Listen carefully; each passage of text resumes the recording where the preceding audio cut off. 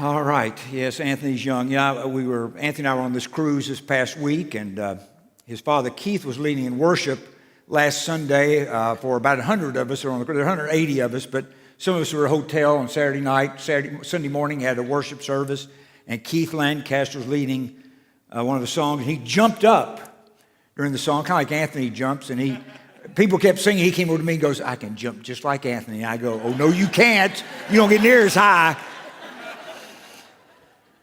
But it was great I just love being with Anthony here, away. It just always brings me such joy. And Jackie and I were thrilled to be gone. We're glad to be back. But being gone gave me some new insight about myself and stuff. And one of the things I want to just kind of start off with was this. Jackie and I were at the hotel that Saturday night, and we were hungry. Traveled all day. We were very hungry. And Jackie saw somebody that she knew who had been on a cruise before. So I was going into the hotel restaurant to get us a little table. And she was going to join me. So I went in, and the main room had a lot of people in there, and I saw that just through the back, an opening, you could see that another room opened up back there. So I thought, I'll go back there, and I'll find us a table. So I'm moving back there, and as I'm moving back there, you know how this happens sometimes. I'm moving back there, and there's somebody, an older gentleman, kind of walking in my direction, and you know how that dance starts? So I moved to the right to let him go, but when I moved to the right, he moved to the left. And then I moved to the left, and he moved to the right. So we both started kind of laughing at each other. And as we're getting closer, walking towards each other, getting closer, I noticed he had a shirt on, kind of like mine. And I kind of pointed the shirt, and he started laughing. And so we're just laughing. Then I noticed pants look like mine. Noticed the shoes look like mine. So I'm just really laughing hard. So we see we're just two old men just laughing at each other. And I stick out my hand, and my hand goes bang into the mirror.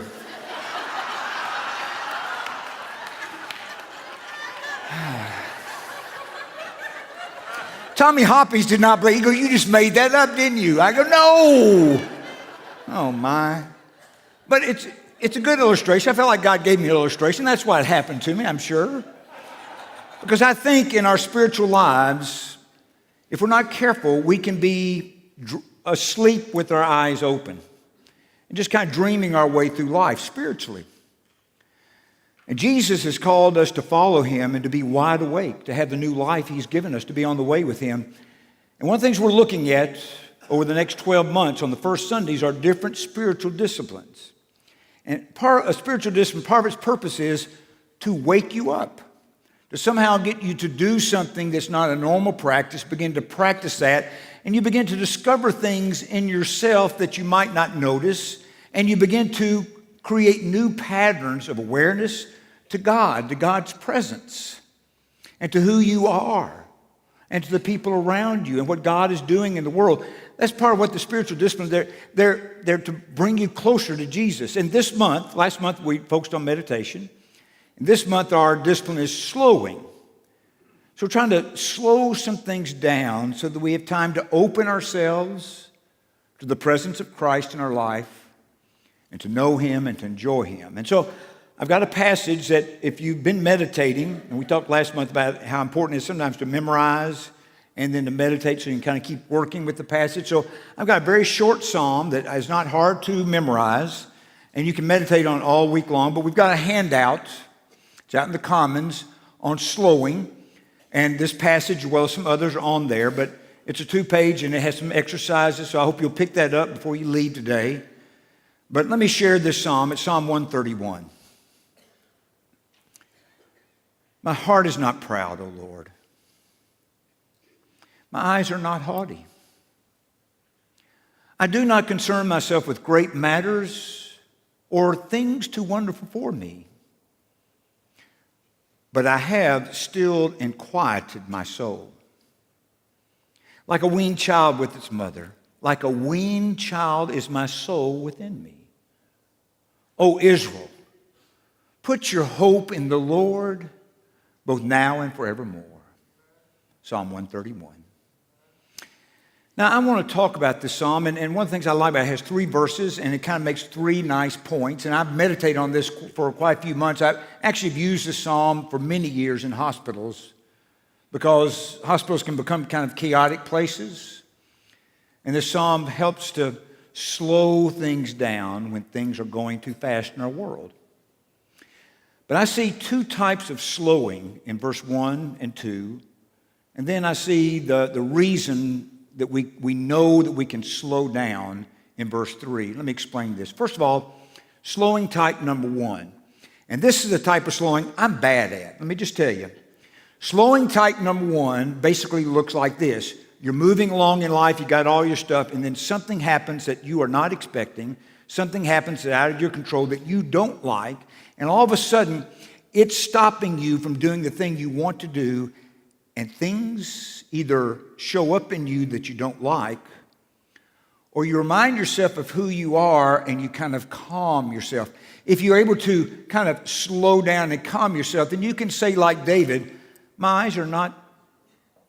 heart is not proud, my eyes are not haughty, I'm not concerned with great things, I don't think I'm in charge of the whole world, I don't have to be ruling everybody, everything. And you can kind of slow and have this kind of graceful peace. But if you're like me, the things show up that you're not expecting, that you don't want, that's not what's showing up for you, because I got pride going on inside me. And I got that thing kind of go, who do you think you are? That person kind of cuts me off in traffic. Who do you think you are? These are the kind of things happen. All of a sudden I find myself angry or frustrated or getting intense. I find all that stuff kind of, I'm not like David in verse 1.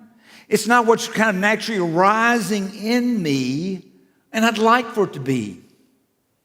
But that's type 1 slowing, and I think all of us wish that would be the kind of slowing that when something happens that's kind of in crisis or chaos or whatever, we are so centered in Christ that we're handling it differently than everyone else around us. Kind of like an emergency room doctor. Have you ever noticed that when you're in an emergency room?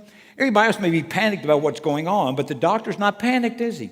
Because he's disciplined himself. He's practiced certain things. He knows things about the situation. He knows what he can do, and he does those things in that situation. And the calm within him and that confidence brings confidence around with other people. And so David is able to say, even as a king, he's able to say, my nature is not to be proud. It's not about being haughty. I'm not trying to figure everything out, but I'm trusting in God. Now, if you're like me, and that's not really what's naturally arising in you when things kind of get out of control, did I tell you that's not what naturally arises in me? Let me just illustrate that. It's not what arises in me. You see, I just told you Jackie and I took a trip, right? Those of you who are married may have had the experience that Jackie and I had on our leaving Nashville. You see, on Friday, we had our plan. We were going to spend the day kind of packing, getting ready, and all that kind of stuff. But I got some phone calls, some hospital things, some other things I had to take care of that I had not planned to do. Jackie, some things went on with her. And so by the end of the day, no packing was done. It was getting late. And we knew we had to leave really, really early in the morning. And so things are starting to get stressful. And the more we talk about what needs to be done, each of us kind of coaching the other a little bit, that doesn't go over real well.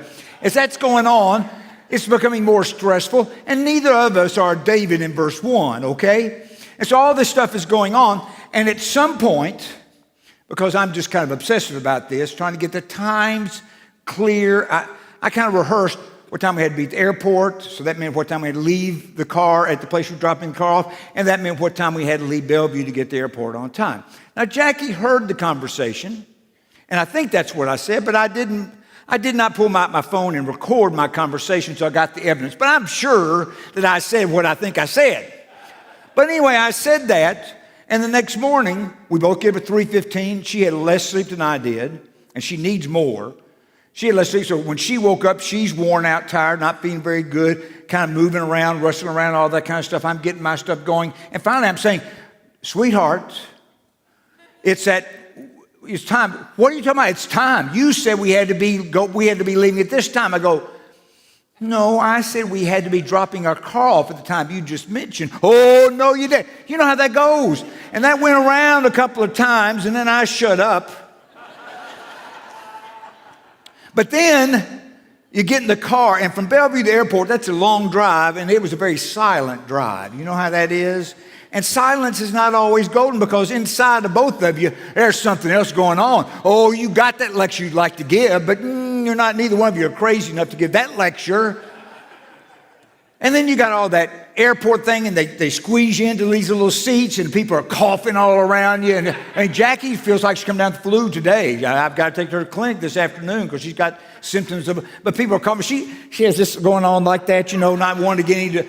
So all that's going on, and when it's just rush. We had to switch planes, all that kind of stuff. Finally, we get to Miami, and as soon as we walk in the hotel, there's Keith and Sharon Lancasters, and some people are going to be on the cruise with us, and we knew them, and they knew us, and all of a sudden, what do we look like? Do we look like this? No, we go.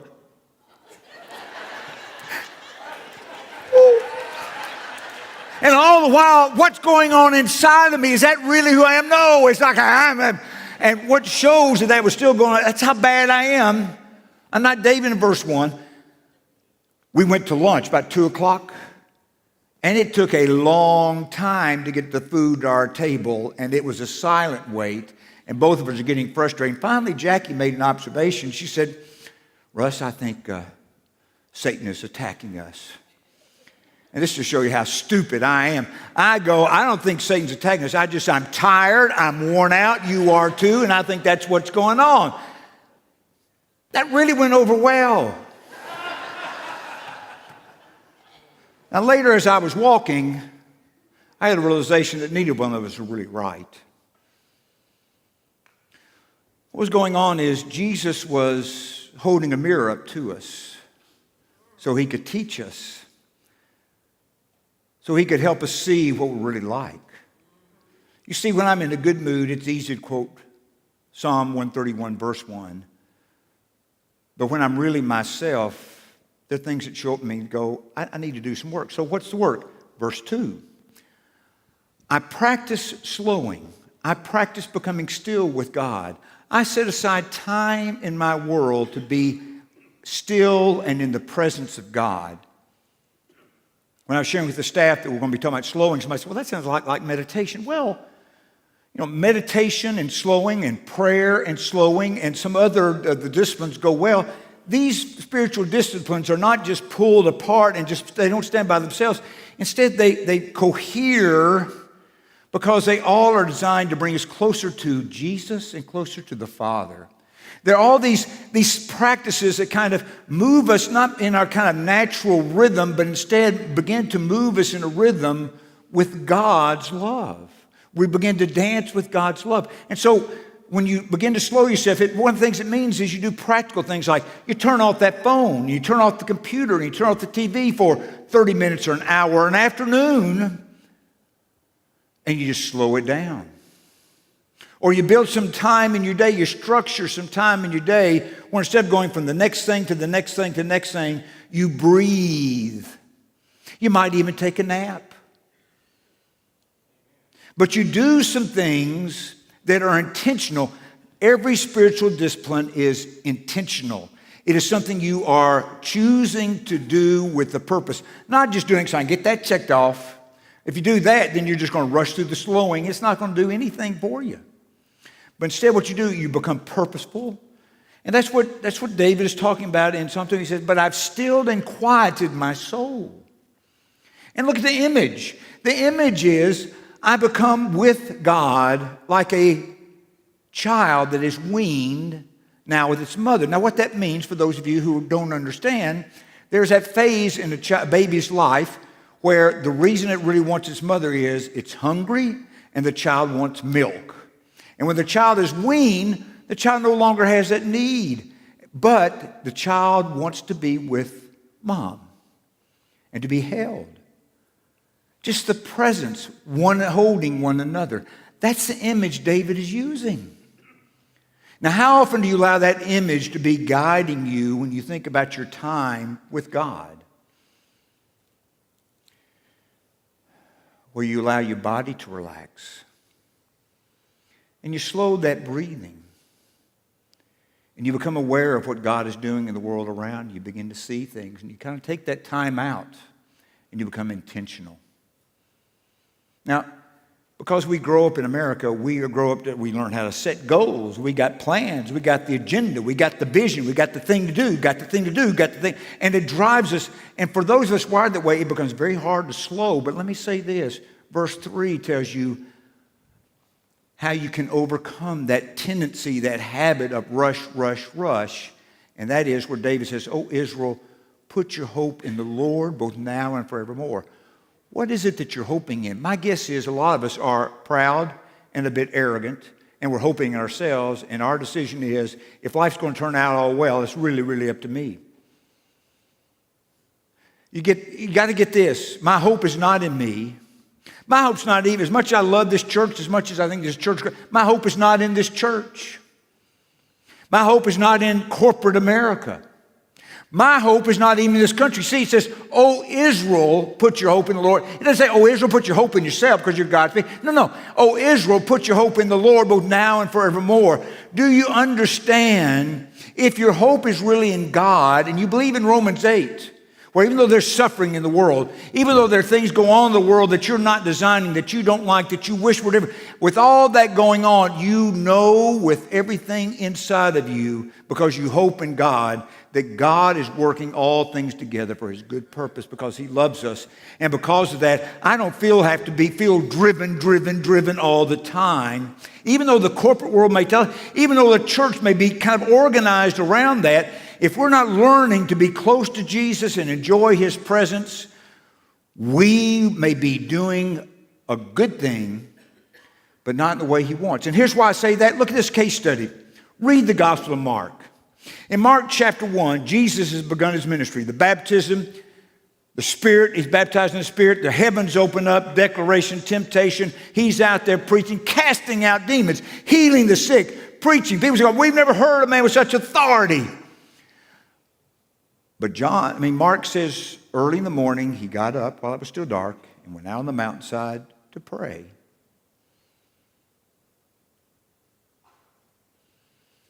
Now, His disciples who have just been recruited, they don't get it. That's not the way you do things. We got things to do. We got people to see, places to go. And so they go find Him and go, "Come on, Jesus, the city people are showing up. Come on, we got to go. And He's saying, "They may be gathered, but we've got to get on to the next village. We've got to go there. That's what we're up to today." You see, He's been so centered on the Father, He knows where they go next. They're so centered on what they think ought to be done, they're directing Him. But He's been practicing that slowing type number 2 and centering Himself around the Father's love. Now, Mark chapter 5, what you discover is this story. This is slowing number 1. You see it in Jesus. Jairus has come to get Jesus, said, "My daughter is dying, you got to come with me." So He's pulling him. He's urgent. He's got his clear, it's a loving agenda. He's pulling Jesus along, and all of a sudden, a woman reaches out, touches Jesus' cloak. He feels power going out, and what does He do? He stops. And He says, "Who touched me?" And His disciples show up again because they are like a lot of us. They don't understand slowing. His disciples begin to coach Him again. "Look, there are a lot of people around you. Jesus, we got to go. What you do?" And He goes, "No, power went out from me." And He now is in the middle of the thing that is urgent. He now has stopped, and He's in the present moment looking for a woman who's been healed because He wants to see her. He wants to interact. He has a word to say to her, a word of forgiveness, a word she needs to hear. She doesn't just need physical healing. Her soul needs to be healed. She's been sick for 12 years. She's been an outcast in that culture. She needs to be loved by Jesus. So He stops in the middle of everything.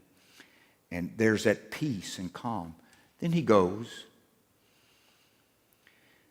The messengers come from Jairus' house and say, "Oh, well, it's too late." But Jesus said, "No, it's not." And He goes and He heals the daughter. And then in Mark 6, what you see is the disciples have been out, they're doing something really important, and they come back and they tell Jesus all that God's been accomplishing through them. And the next thing you know, the crowds are showing up again. What does Jesus do? He takes them away from the crowds to be with Him, and they go someplace else. If they're going to be doing the work of the kingdom, they've got to learn how to do the work of the kingdom, and you cannot do the work of the kingdom without slowing. You see, all the way back in Genesis, it says on the seventh day, God did what? Rested. In the Ten Commandments, remember the Sabbath day and keep it holy? Oh, I know there are abuses of the Sabbath and ways to kind of work all that around, but the main point is God has designed you and me to slow down and to get the rest we need. And if I think I don't need that, basically what I'm saying is, God doesn't know what he's talking about. I know what I'm talking about. I know what I got to do. And that says I'm not really hoping and trusting in God. My view is this: if Jesus needed to slow things down often, you'll see it in the Gospels, and you see it in the life of Paul. You see other places. We could talk about that. Maybe we'll on Wednesday night pretty soon. But what you see is Jesus needed it, but also he knew his disciples needed to learn how to slow it down and combine that meditation or combine that prayer or just being away from people in order to go back and be immersed in the work of God and moving in rhythm with the Father's heart. If Jesus needed it and his disciples had to be taught that, why is it that we think we can do without that discipline in our lives? Beginning that practice, as we begin to engage in that practice, cultivating something deep in our soul. Now, I know some of the translations say myself, but I like the translation my soul because I think what's going on there is, I think that the imagery is somehow trying to get down to the deepest part of me, my very breath, so this thing that's a part of my inside, because otherwise you can appear like I did to Sharon and Keith, all smiles and everything spiritual and really nice, and that's not what's really going on. It's what's going on inside my skin that Jesus is dealing with. And what I find is, if I don't intentionally slow myself, then he will do something to get my attention, to have me look in the mirror and see how crazy I am. And then the question is, will I allow him to teach me? Well, I go, I don't want that lesson. I don't like that lesson. I get uncomfortable when I slow down. I get impatient. Well, good. That's a sign. If you slow down and you're just getting impatient, checking that watch out and all that kind of stuff, it shows you got a lot more work to do, right? Because if when you slow down, you can't even begin even that slow moment, you have some control over to have that sense of, I'm not too proud, I'm not too haughty, I can do this, I don't have to worry about great matters, I can focus on God. If you can't do it in those times you go, I'm going to be still and quiet before the Lord right now, you're certainly not going to be able to do it when it gets really intense. Now, you'll find on that sheet some practical things, like some of you, it might be good for a week, for some maybe a month, to drive in the slow lane on the interstate. See what that brings out in you. Others of you, if you're like me, it might be instead of picking out that shortest line when you go to the store, look for the longest line and stand in it and begin to pray about the people you see around you and see if anything opens up that you can do for somebody. When you slow, you're becoming aware of the presence of Christ in you and what he wants to teach you and show you about yourself or somebody else or about the Father. He's the one who teaches. But we want to be with him and listening and yielding to him. And one of the things I hope is that you will begin to work with him. But if you're going to do that, you've got to have the starting point. You don't just jump in the middle of the journey. And this journey with Jesus begins when you confess him as your Lord and your Savior, your master and your teacher, the one who's going to apprentice you, show you how to live the spiritual life you were made for, to become the person you were created to be. And that begins by trusting in him, believing he is brilliant, and believing that he has done everything that you need. And so I can tell my stories about being impatient and being all messed up inside and all that kind of stuff because I'm not saved by my own goodness. Jesus has saved me, but he still is serious about transforming me. He's not going, that mess is okay. No, he's going, we're going to deal with that. But the journey begins, you confess him as your Lord and Savior. And if you've never been baptized into the death, burial, and resurrection of Jesus Christ, don't keep putting it off. It's time to begin that journey. Oh, with him, there's such delight and such beauty and wonder. He has things to do with all of us. Well, this morning, let's stand together and stand as a people who know that when we do slow in with him, we find a peace.